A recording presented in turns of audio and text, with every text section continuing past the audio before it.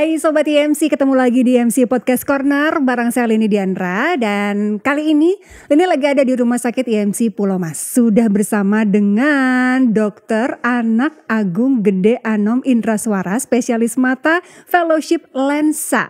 Oke, ini panggilannya apa dok? Dr. Anak Agung Gede Anom Indraswara. Anom aja. Anom aja ya. Oh jadi terkenalnya tuh Dr. Anom. Jadi kalau nanti Sobat IMC datang ke Rumah Sakit IMC Pulau Mas, tanyanya Dr. Anom ya. Oke. Fellowship Lensa itu lebih ke apa sih dok sebenarnya? Mungkin secara umum orang akan lebih tahu itu ke keluhan yang mendekati katarak ya. Jadi semua hal yang berhubungan sama lensa mata itu yang dihubungkan ya, salah satu penyakit yang paling umum ya katarak gitu. Oh iya. Jadi spesialisasi istilahnya gitu ya dok ya. Yeah. Spesialisasi dokter tuh lebih ke situ. That's why kayaknya berhubungan banget sama tema kita hari ini ya, pengaruh gadget terhadap kesehatan mata, ya kan? Nah, ini nih dok, zaman sekarang kita kayaknya udah nggak bisa lepas ya sama dari namanya gadget ya. Bangun tidur pasti yang dicari gadget, alarm pasti dari gadget. Jadi mau nggak mau, kayaknya kita udah mulai bangun tidur sampai mau tidur lagi pasti berhadapan sama gadget. Dan gadget itu bukan cuma handphone ya, gadget itu ya bermacam-macam, laptop, terus TV juga ya dok ya. Terus ya banyak lah pokoknya gadget itu gak cuma handphone aja. Tapi mungkin yang paling umum biasanya orang pakai handphone dalam jangka waktu yang lama. Apa yang paling apa ya dok ya, bahayanya gitu kalau misalnya kita terlalu lama berhadapan atau menggunakan handphone? Jadi secara umum gadget itu gak hanya handphone memang. Bahkan TV pun juga salah satu bentuk gadget kan. Terkadang kalau orang gak sadar, penggunaan bisa berjam-jam tanpa berhenti, scrolling sana, scrolling sini gitu. Nah, permasalahan yang paling sering adalah kita akan menyebut ada kondisi namanya computer vision syndrome atau kondisi-kondisi tertentu yang menjadi satu timbul pada orang-orang yang memang menggunakan gadget secara berlebihan. Salah satunya adalah ya rasa nyeri pada mata, kekeringan atau dry eye pada mata, terus habis itu mata ya memang ini subjektif. Jadi beberapa orang ada yang merasa bahwa matanya panas, ada yang fokusnya hilang, ada yang nggak mampu lagi untuk melihat dekat dan semacamnya lah gitu. Itu untuk jangka waktu pendek dan mungkin akan lebih mudah istilahnya dihilangkan setelah istirahat misalnya. Gadget itu sendiri juga kita tahu ya bahwa mengeluarkan suatu sinar yang kita tahu bahwa orang-orang nyebutnya dengan sinar biru. Sinar biru itu kan blue light gitu blue light, ya, betul. Jadi secara panjang gelombang sinar biru itu sendiri juga termasuk pendek dan bisa merusak mata setelah penggunaan yang berkepanjangan. Pada khususnya sih yang akan lebih banyak terkena adalah bagian penerima cahaya di belakang kita itu retina. Retina, oke. Itu penggunaan jangka waktu panjang dari gadget tersebut akan membuat penuaan dini pada retina itu sendiri. Ada penuaan dini pada retina itu seperti apa dok? Ya memang biasanya akan timbul keluhan-keluhan ini bisa terjadi pada usia-usia lanjut.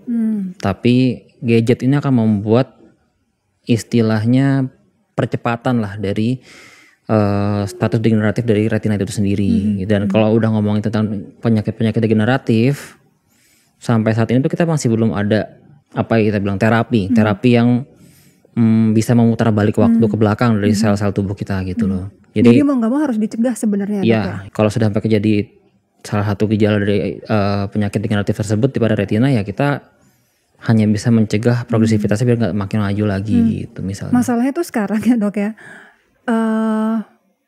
Even itu orang tua untuk bikin anteng anaknya aja kan pakai gadget ya dok ya. Jadi istilahnya kita kayak menabung masalah pada mata sebenarnya kalau kita memberikan gadget terlalu dini pada anak. Karena kan jadinya jangkanya lebih lama nih si anak-anak ini pakai gadget. Benar gak sih dok? Enggak sih, itu kembali ke kebiasaan ya mbak ya. Jadi kita ngomong tentang orang tua pun juga sekarang sudah banyak yang mulai sadar masalah penggunaan gadget itu sendiri. Juga banyak sekali kan sebetulnya informasi-informasi yang sudah tersedia yang diinfokan dari WHO segala masalah penggunaan gadget, bahwa memang anak-anak itu tidak boleh diberikan gadget sebelum umur 2 tahun. Sebelum 2 tahun ya? Sebelum 2 tahun. Dengan durasi per hari itu biasa? Setelah 2 tahun pun hanya boleh maksimal sekitar 10 menit sampai 1 jam. Itu hanya untuk penggunaan misal contoh video call dengan orang gitu.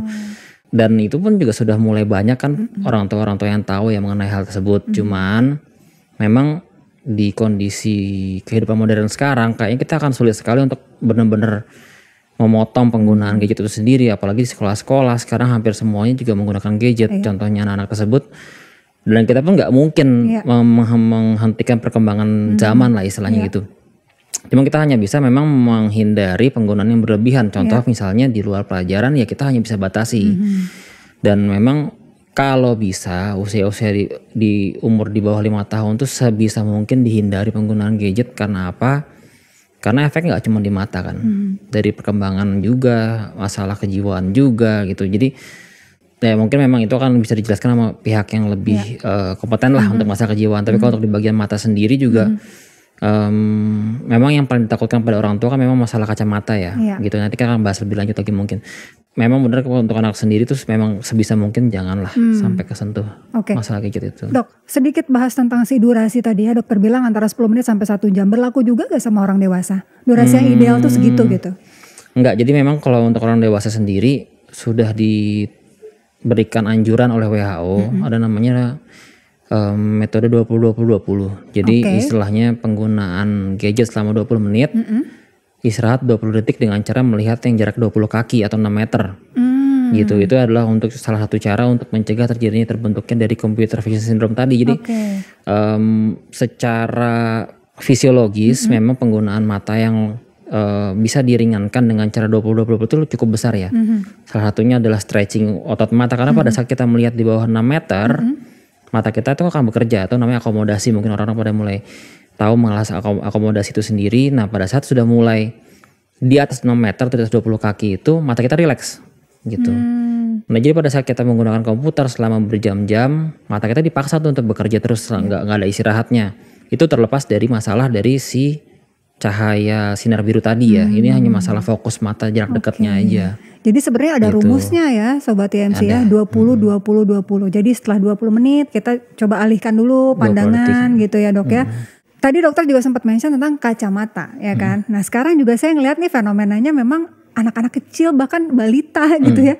Ini udah banyak dok yang pakai kacamata. Apakah ini salah satu efek dari terlalu lama menggunakan gadget juga atau terlalu muda pakai gadget gitu? Kacamata itu kan sebetulnya alat bantu untuk melihat ya. Kita harus sudah mulai menekankan bahwa kacamata itu bukan suatu penyakit. Anggaplah seperti suatu sepatu dengan ukurannya tertentu yang dipakai oleh orang-orang ini yang memang sudah kakinya besar ukuran segitu, kita nggak mungkin kurangin lagi ukuran lebih kecil gitu istilahnya. Jadi kalau untuk kacamata memang beberapa faktor yang mempengaruhi, salah satunya adalah genetik. Genetik itu mempengaruhi, seandainya orang tuanya memang salah satu dengan kacamata, anaknya akan 50% pakai kacamata. Kalau keduanya dengan kacamata mungkin 70-100% akan pakai kacamata. Istilahnya seperti itu. Terlepas dari penggunaan gadget itu sendiri. Nah, kemarin kita sempat ada kondisi global yang melanda kita itu COVID. Membuat semua orang nggak bisa keluar dari rumah. Memang setelah COVID itu terlihat sekali perkembangan istilah peningkatan penggunaan kacamata pada anak-anak. Salah satunya adalah penggunaan di rumah, mereka harus bersekolah menggunakan gadget kan. Akhirnya setelah COVID sudah mulai lewat, yang keluar adalah memang kacamata beberapa anak peningkatan lumayan besar. Secara statistik itu sekitar 40-60% gitu. Ya, di sini yang mempengaruhi memang adalah yang seperti saya bilang tadi, penggunaan jarak dekat dari mata itu sendiri. Memang pada akhirnya yang paling banyak itu adalah anak-anaknya nggak bisa keluar, nggak bisa main di luar. Akhirnya di rumah penggunaannya kalau nggak ya baca buku, gadget, apapun itu yang jaraknya dekat di bawah 6 meter. Itulah yang membuat penggunaan kacamata akhir makin meningkat gitu. Kalau misalnya kita ngomong tentang spesifik gadget sendiri, itu tidak lebih baik atau tidak lebih buruk dibandingkan penggunaan buku misalnya yang jaraknya sama-sama dekat. Untuk masalah kacamata di sini. Tapi memang jeleknya gadget itu sendiri ada yang seperti saya bilang tadi, ada sinar biru yang merusak. Sementara kalau buku kan nggak mengeluarkan gitu. sinar jadi itu memang gitu ada ya dok efek lah ya selain dari masalah penggunaan kacamata itu sendiri gitu.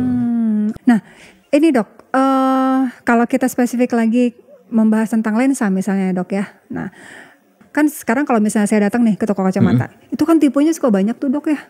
Ya nggak sih? Ada yang memang anti blue light, ada yang nggak pakai anti blue light, ada yang anti radiasi, ada yang anti ini, anti ini. Itu kadang-kadang kita suka bingung harus pilih yang mana ya gitu. Jadi kalau untuk yang tadi Mbak sebutkan itu kan memang tipe filter. Jadi filter yang digunakan di depan lensa kacamata gitu. Dan memang secara umum banyak orang yang masih belum tahu keperluannya apa. Benar, Misalnya benar. saya datang ke optik, saya nggak dikasih tahu ini tipe lensanya ini fungsinya apa. Iya, betul. Hanya tahu sinar UV blocking, misalnya kayak menghindari sinar UV, padahal sehari-hari jarang keluar. Pertanyaannya perlu apa nggak UV blocking, benar. gitu istilahnya. Atau blue light filter. Ya. Saya pakai itu biar saya bisa mata nggak capek dengan menggunakan gadget. Padahal efek sampingnya setelah menggunakan blue light filter, akhirnya penggunaan gadget jadi panjang. Iya, karena Itu kita kan merasa sebetulnya ada suatu filternya gitu ya, jadi Dok kan ya. sebetulnya itu seperti pisau bermata dua ya. Kalau memang kita nggak tahu, kita menggunakan itu dan bayar lebih mahal, tapi juga efek sampingnya juga kita malah jadi lupa gitu sebetulnya. Nah, kalau untuk masalah dewasa dan anak-anak sendiri memang untuk tipe filternya akan sama. Oke. Nggak ada yang terlalu berbeda, hanya tergantung kebutuhan masing-masing. Dan harus benar-benar dipahami bahwa memang yang ini fungsinya apa, untuk saya cocok apa enggak, karena itu kan berurusan sama nanti biaya yang dikeluarkan juga gitu. Tapi kalau untuk orang dewasa di atas umur 40 tahun, memang ada lensa tertentu yang namanya lensa progresif atau penggunaan untuk jarak jauh dan dekat yang bersamaan gitu istilahnya. Itu hanya suatu sistem yang dibuat untuk mempermudah hidup masyarakat yang sudah mulai umur 40 tahun ke atas, itu aja sih sebetulnya gitu, biar nggak perlu bawa 2 kacamata dan semacamnya. Oke, kalau balik lagi ke pengaruh gadget untuk kesehatan mata. Apa sih Dok pengaruh paling buruk gitu Dok yang pernah dokter temukan? Oh ini karena kelamaan pakai gadget nih, ditemukan penyakit apa tuh Dok? Yang paling saya lihat ya untuk anak-anak yang paling banyak adalah mata malas. Mata malas tuh kayak gimana? Jadi matanya itu sudah terbiasa. Itu sih sebenarnya hubungannya bukan ke gadgetnya ya, lebih ke arah penggunaan jarak dekatnya yang berlebihan memang. Tapi karena anak-anak sekarang juga sudah mulai jarang kena buku, kenanya di gadget. Jadi kita akan mulai mengasosiasikan itu dengan gadget. Pada saat mata anak-anak berkembang, itu sangat erat masalah di pematangan otak umur 6 sampai umur 12 tahun. Jadi anak-anak itu jarang sekali mengeluh bahwa pandangan saya mata buram. Kecenderungannya mereka akan dikeluhkan oleh gurunya di sekolah. Ibu, ini anaknya sudah mulai tidak bisa membaca dari papan tulis dan semacamnya. Pada akhirnya orang tua akan mulai memeriksakan mata anak-anak itu di umur yang entah lewat atau terlambat. Padahal pada saat umur 6 sampai 12 tahun itu otak juga sedang mematangkan dirinya untuk penggunaan sisi kanan dan sisi kiri, istilahnya seperti itu. Pada saat gadget itu masuk, anggaplah anak-anak itu dengan melihat mereka merasa bahwa saya masih bisa ngelihat kok, nggak masalah, mereka nggak ngeluh. Akhirnya jadi mereka tanpa gejala akhirnya nggak ada masalah. gitu ya. Masuklah gadget tadi, penggunaan sehari-hari pun misalnya anggaplah tidak terkontrol. Akhirnya bisa berjam-jam menggunakan gadget. Sedangkan mata itu sendiri sebetulnya tanpa diketahui penggunaan hanya satu mata, karena mata yang sebelahnya sebetulnya minusnya tinggi misalnya, atau maksudnya gangguan refraksinya tinggi lah. Pada akhirnya penggunaan anak itu akan lebih dominan di satu mata tersebut. Mata yang lebih tinggi ukuran itu akan mudah sekali meningkat. Nah, pada saat penggunaan jarak dekatnya tinggi, pada akhirnya si yang lebih tinggi ukuran minusnya tadi akan semakin cepat ukuran meningkatnya, ukuran minus atau plusnya lah untuk jauh penglihatan jarak jauhnya. Pada akhirnya setelah diperiksakan ke dokter, itu biasanya sudah terlambat dengan kondisi bahwa matanya hanya sebelah yang cukup benar, yang cukup bisa bagus.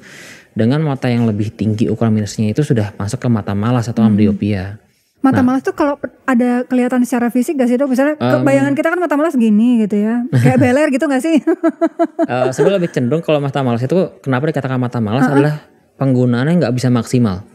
Jadi kita memiliki sistem kuantitatif. Jadi secara fisik tuh gak kelihatan? Nantinya Pak, nantinya lama-lama kelihatan. Jadi kalau mata malas dibiarkan, tidak dikembangkan dengan baik, nggak ngejar fungsinya, pada akhirnya dia akan drifting.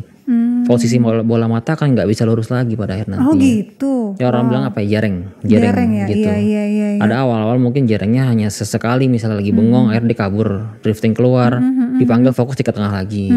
Tapi kalau makin buruk lagi lama-lama akan menetap gitu, jadi jareng. Iya. Jadi mungkin ada baiknya ya Dok ya, kalau misalnya kita kan emang udah nggak bisa dipisahkan sama gadget, ada baiknya sebelum ada gejala pun ya periksakan aja ke dokter. Takutnya kalau misalnya ada apa-apa sebelum sampai ke mata malas dan jareng itu tadi udah bisa diantisipasi gitu ya Dok. Betul, terutama untuk anak-anak ya, karena memang harus diingat bahwa mereka jarang sekali mengeluh. Karena mereka tidak punya benchmark di mana mata yang jelas sama mata yang nggak jelas gitu. Dan lagian mereka kayaknya akan lebih menikmati gadgetnya gitu kan. Memang lebih gampang menarik perhatian anak dengan gadgetnya pada akhirnya. Gitu. Oke, terakhir Dok, tips dong untuk menjaga kesehatan mata untuk anak dan dewasa harusnya seperti apa? tolong sekali para orang tua yang memiliki anak di umur 6-12 tahun jangan menunggu ada keluhan pada anak.